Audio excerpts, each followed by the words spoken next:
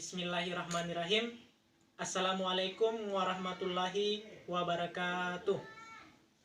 Baik, di sini kami dari kelompok 4 kelas D S1 Farmasi 2017 dengan mata kuliah Biofarmaseutika. Alhamdulillahirabbil alamin. Segala puji syukur kehadirat Allah Subhanahu wa taala karena di mana pada hari ini kita masih sempat dan masih dalam keadaan sehat walafiat. Di sini kami dari kelompok 4 akan memaparkan materi mengenai rute pemberian topikal, di mana di sini dari kelompok 4 beranggotakan sebanyak 7 orang.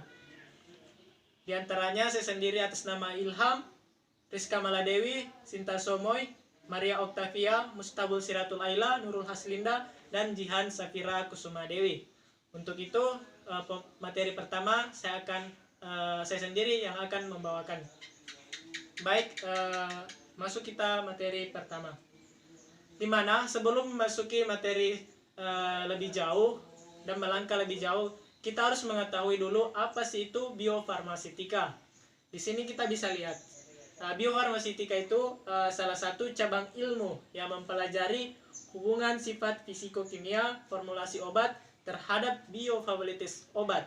Yang dimaksud biofabilitas obat di sini menyangkut bagaimana kecepatan dan sirkulasi obat dan jumlah obat aktif yang mencapai target atau yang dituju. Tujuan biofarmaseutika sendiri yaitu untuk mengatur pelepasan obat sedemikian rupa ke sistemik yang akan dicapai atau yang akan diperoleh suatu pengobatan yang optimal pada kondisi atau keadaan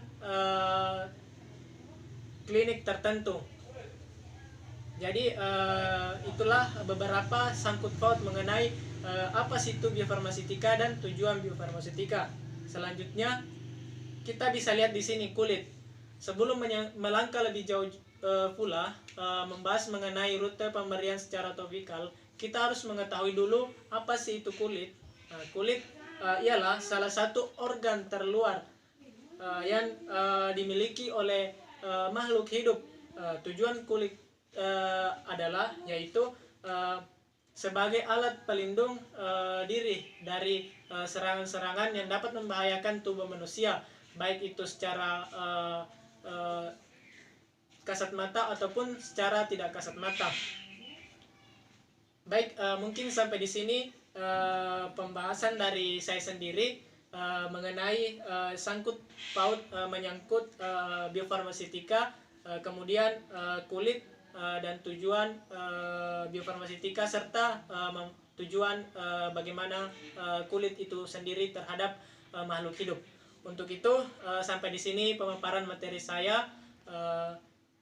Selanjutnya saya alihkan kepada teman saya yaitu Saudari Rizka Maladewi. Untuk itu Saudari Rizka Maladewi, saya persilakan dengan hormat.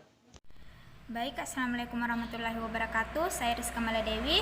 Di sini saya akan melanjutkan materi dari rekan saya yaitu Ilham. Setelah kita mengetahui apa itu kulit dan fungsi kulit, kita akan masuk ke bagian-bagian kulit. Seperti yang kita lihat pada slide, di situ ada lapisan epidermis. Lapisan epidermis terdiri dari stratum corneum, stratum lucidum, stratum granulosum, stratum spinosum, dan stratum basale. Selanjutnya, stratum corneum. Stratum corneum adalah lapisan kulit yang paling luar, terdiri atas beberapa sel gepeng yang mati, tidak berinti, dan protoplasmanya telah berubah menjadi sel tanduk. Selanjutnya yaitu stratum lucidum, terdapat langsung di bawah lapisan corneum, merupakan lapisan sel-sel gepeng tanpa inti dengan protoplasma yang berbentuk menjadi protein yang disebut eliadin. Di sini dia terlihat jelas di telapak tangan dan telapak kaki.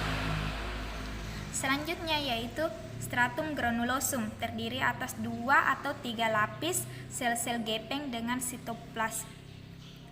sitoplasma berbutir kasar yang terdiri atas keratonin.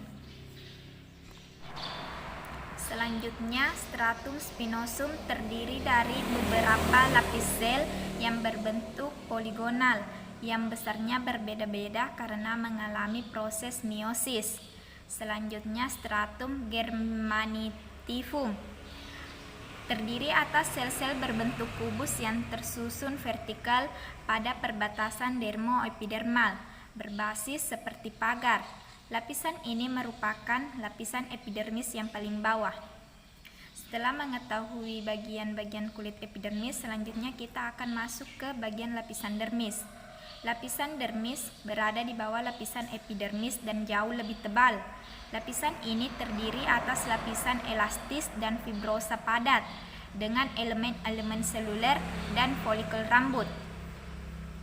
Mungkin itu saja materi yang sempat saya sampaikan. Selanjutnya rekan saya akan melanjutkan materi dari kami, yaitu sintasomoid. Dengan ini saya persilahkan. Assalamualaikum, salam sejahtera buat kita semua. Perkenalkan, nama saya Sinta Somoy.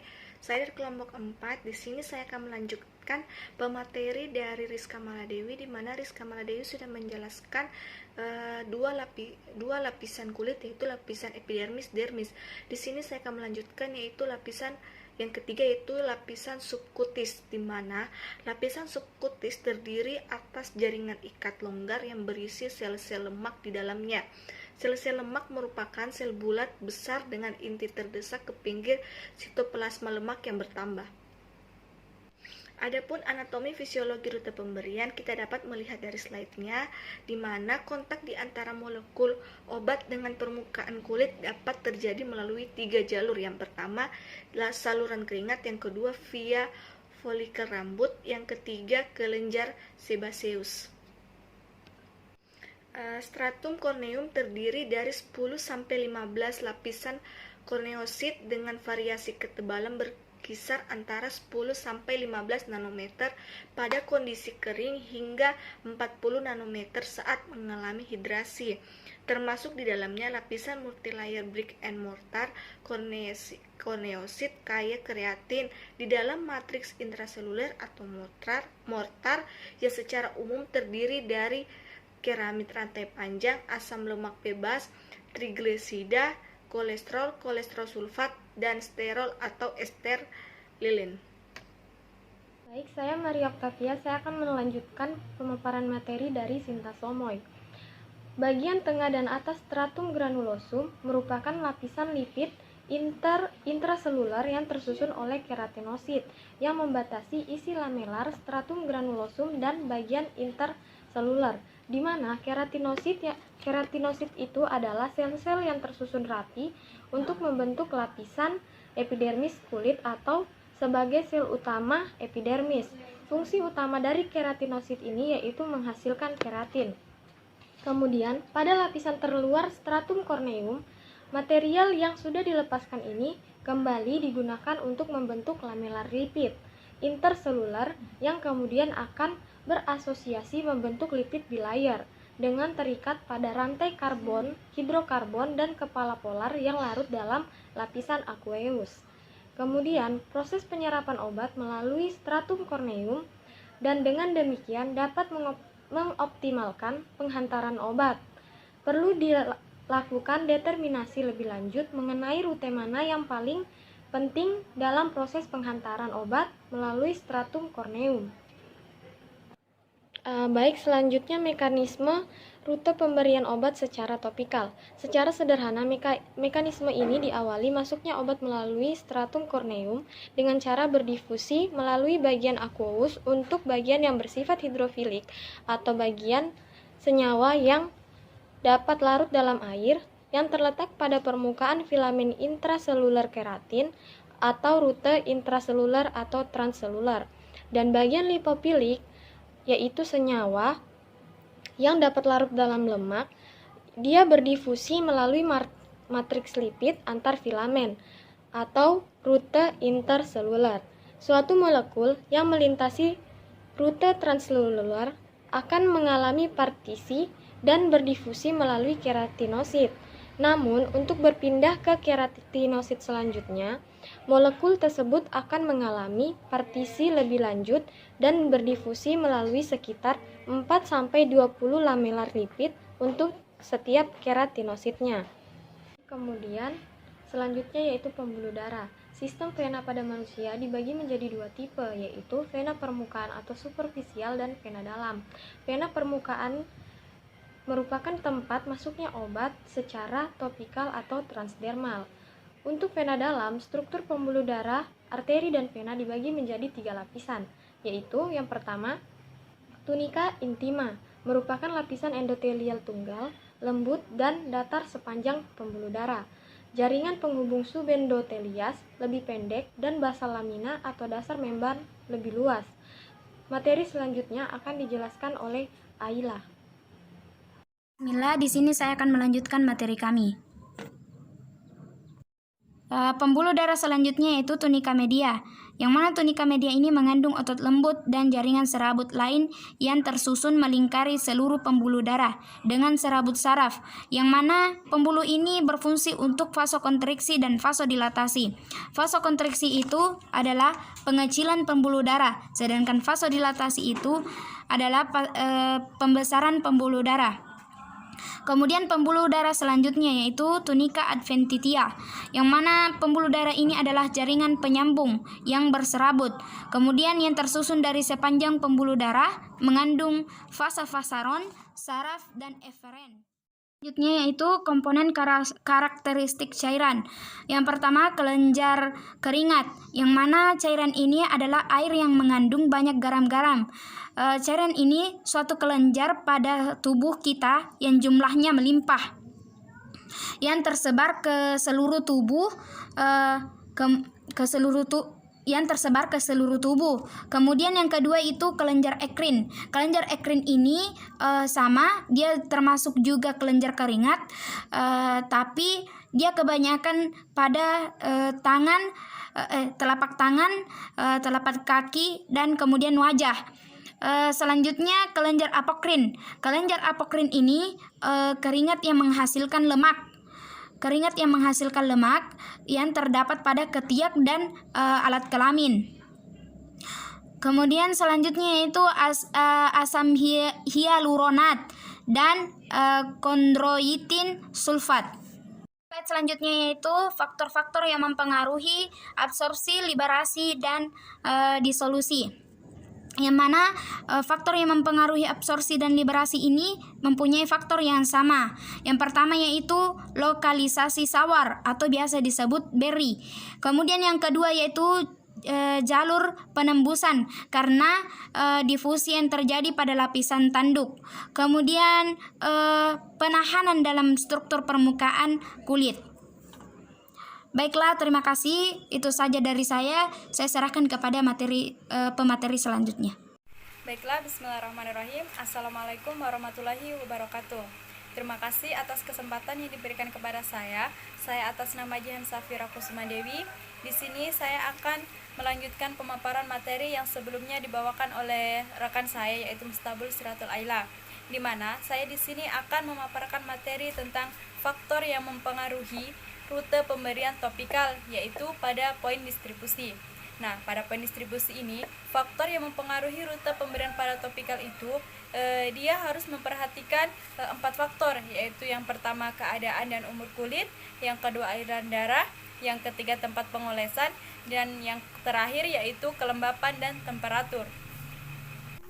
Yang selanjutnya yaitu evaluasi biofarmaseutika, di mana evaluasi biofarmaseutika ini obat-obat yang diberikan melalui topikal itu sebelumnya melakukan uji-uji, yaitu uji pertama tentang uji kekantalan bentuk sediaan, yang kedua uji pengawetan, dan yang ketiga yaitu cara mencampur sediaan. Nah, pada umumnya dilanjutkan dengan uji pelepasan zat aktif in vitro. Pada uji pelepasan zat aktif in vitro ini bertujuan untuk dapat ditentukannya pembawa yang paling sesuai untuk dapat melepaskan zat aktif dan di tempat pengolesan. Nah, di sini ada metode yang telah diajukan pada pengujian-pengujian tersebut, yaitu terdiri dari 2 metode. Yang pertama yaitu metode difusi sederhana dalam air atau difusi sederhana dalam gel. Terus yang kedua yaitu dialisis melalui membran kolodian dan selofan. Assalamualaikum warahmatullahi wabarakatuh. Perkenalkan nama saya Nurla Sinda. Di sini saya akan melanjutkan materi yang telah dipaparkan oleh teman saya, yaitu Jihan Safira Kussumadewi, di mana materinya itu tentang evaluasi biofarmasetika.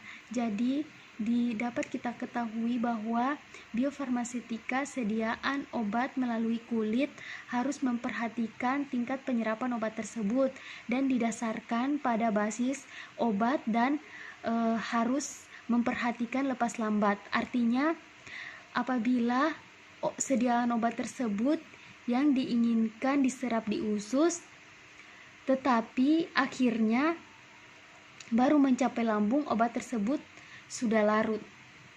Terima kasih, itulah hasil pemaparan materi dari kelompok kami. Kurang dan lebihnya mohon dimaafkan. Wabillahi taufik wal hidayah. Wassalamualaikum warahmatullahi wabarakatuh.